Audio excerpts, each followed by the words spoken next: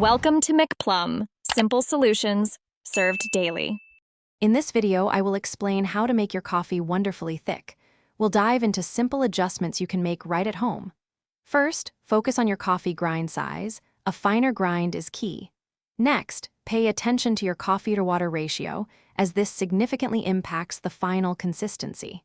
Finally, we'll explore some easy additions that can enhance your coffee's body and richness. Let's get started. Achieving a thick coffee starts with the right grind. A very fine grind, almost like powder, allows for greater extraction of coffee solids, which directly contributes to a fuller body. When it comes to your coffee-to-water ratio, aim for a higher concentration. For example, a ratio of 1 part coffee to 12 parts water will yield a much thicker result than a standard brew. This simple change makes a big difference. Hey everyone, quick break.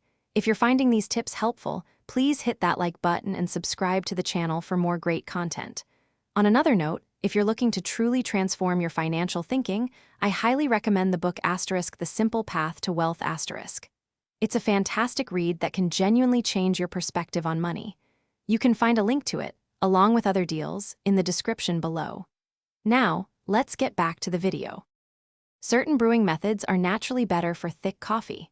A French press, for instance, uses a mesh filter that allows more coffee oils and fine particles into your cup, boosting its body. Cold brew is another excellent option, as its longer steeping time creates a naturally concentrated and thick coffee concentrate. For an extra boost, a tiny pinch of xanthan gum can dramatically increase your coffee's viscosity without altering its flavor. Thanks for watching. Stay juicy and subscribe.